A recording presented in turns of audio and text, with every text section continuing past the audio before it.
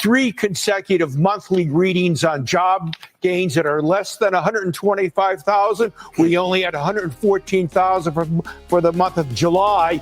I'm beginning to smell a recession.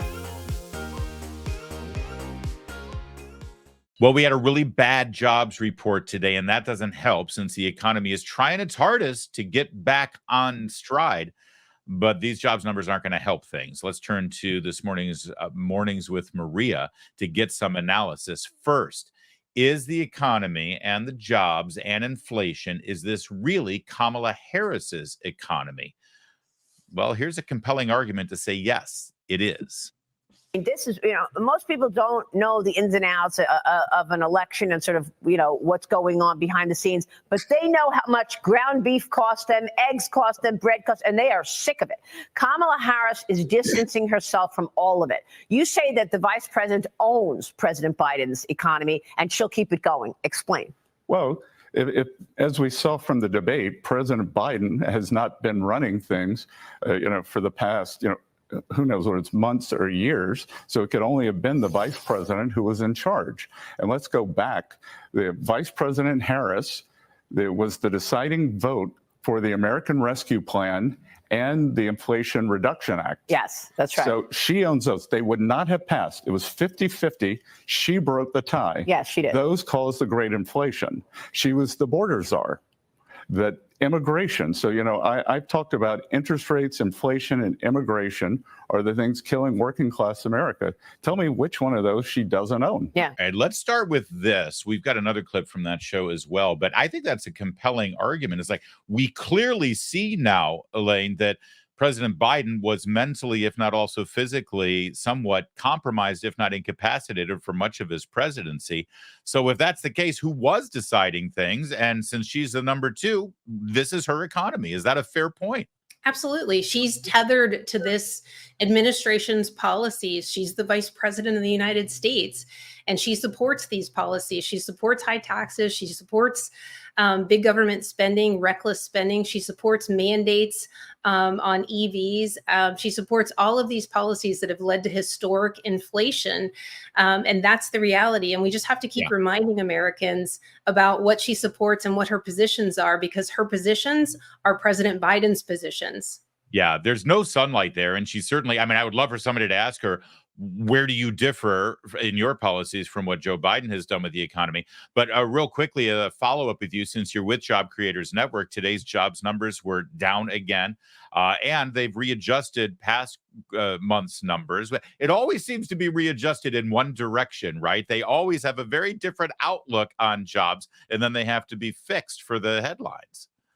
Absolutely. 114,000 jobs created in this month's report, and well below the average reports, and well below expectations. The unemployment rate jumped up. And also, of course, as you mentioned, the last month's jobs reports were adjusted down. It happens every single solitary month. The jobs are adjusted downward from the previous month. And when there was a study done by Daily Caller Foundation, I believe, they looked at all of 2023 and found that the jobs were adjusted down by 1 million jobs cumulatively throughout 2023. That is substantial. How can these jobs reports be so wrong? It's actually worse than the weather report. Yeah. Well, they'll fix that and adjust it in the other direction when there's a Republican in the White House.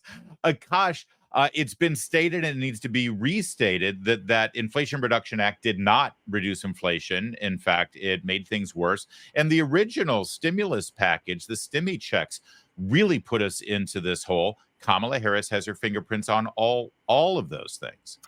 And there's more to come, Larry. People may not realize we're facing a massive fiscal cliff in 2025.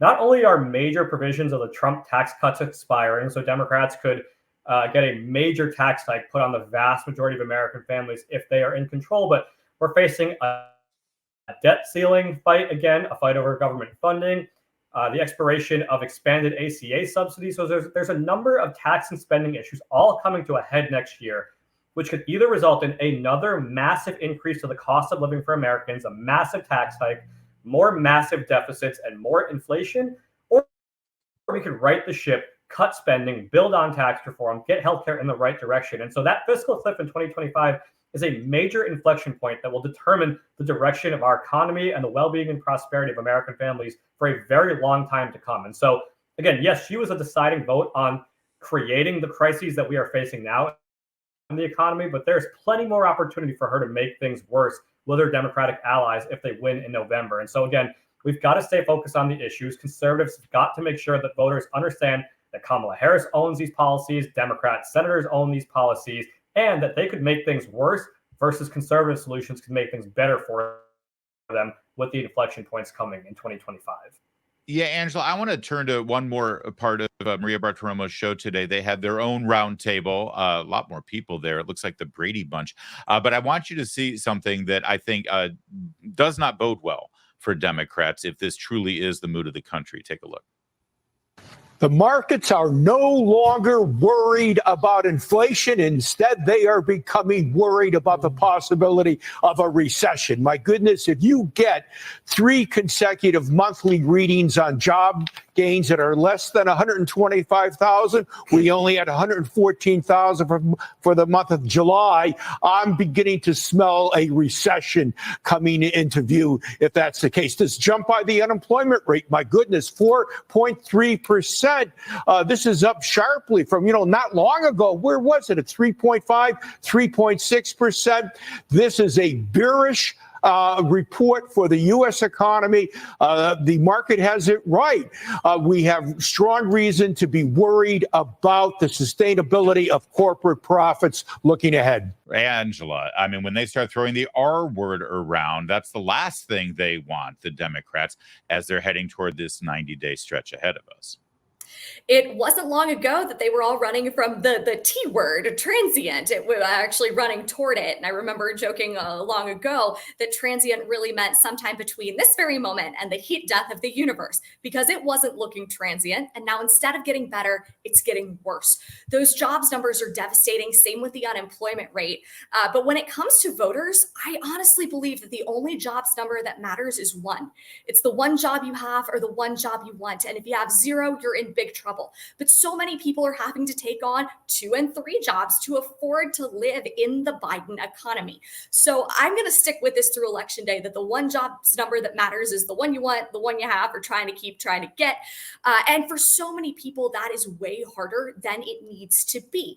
Everyone I know who is looking for a job in the private sector, particularly recent grads, are having a really terrible time. So these jobs numbers might have come as a surprise to the folks in Washington, but they certainly were not a surprise to anyone I know. Well, and Akash, I know your organization is not DC. It's not just DC based. You've got satellite organizations all across the country, and you're talking with and engaging with these voters. How important is it here for Republicans that it's not just about trying to make this case every 4 years about their ideas being better than the Democrats, but they can actually point and say, listen, this guy who we nominated was the president. This is what it was, not just some sort of, hey, we'll do this if you put us in office. No, this is what we did when we were office. That's got to have a little bit more resonance with voters, I would think.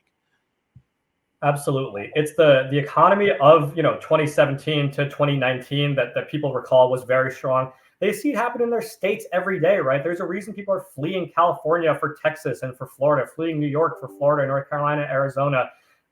The story is very, very clear. It just needs to be told. And again, that inflection point coming next year, Kamala Harris has been very clear. Democrats have been very clear. They want to raise the corporate tax rate back to 35%. They want to raise taxes on small business. Economists, even from the left, agree.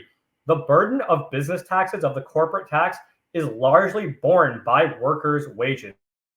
And so higher business taxes, higher corporate taxes means slower wage growth, fewer job opportunities, less economic growth. Given the way the jobs numbers look today, that is the last thing we can afford. And people need to be reminded of that, have explained to them, again, in simple terms. I love Angela's description of the one job that matters. That one job is less likely to be there every time we talk about raising taxes, because businesses have less and less confidence in the economy that they're operating in. Yeah, and Angela, that I'll bring it back to you. Or excuse me, Elaine, I'll bring it back to you for the final word because with Job Creators Network, I know that when you point out that so many of the new job creations are government jobs, that doesn't help Main Street. That doesn't help the small communities around this country.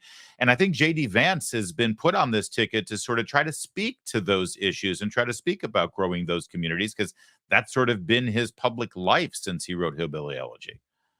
Yeah, absolutely. These jobs that are coming from government sector, they don't come from innovation and entrepreneurship. If they're coming from the government, that is not going to drive the GDP or consumer spending. And what you need to remember is that 70% of our economy is driven by consumer spending, and Americans are beginning to break under this inflation and this cost of living crisis. What we know is that American credit card debt is at an all-time high, about $1.3 trillion out there in credit card debt. And American savings, personal savings, is at an all-time low. And those are not good statistics to have going into an election if you're in an incumbent administration. It's almost like Main Street matters, Elaine. I don't know why. It's just that phrase is in my head right now as we speak. Main Street. Would you agree that Main Street matters? Main Street always matters. Thank you for that. Thanks, Roundtable. A great Friday. I appreciate you joining us today. And I'll just sum it up with this. I got to be honest. I've been watching politics for many, many, many years as an observer of this country's elections. And it's been a long time since the pocketbook, kitchen table, fundamental, get me to the end of the month and pay my bills kind of issues have aligned so perfectly with the American people's concerns and with the Republican Party's solutions. And if this election coming up all the way down ticket is about those issues and the Republican solutions to those issues, this could be a historic election for the Republican Party. It's not about that. If it's about personality, if it's about race, if it's about checking boxes, if it's about identity politics, well, let's just say it'll be a tougher conversation to have in November.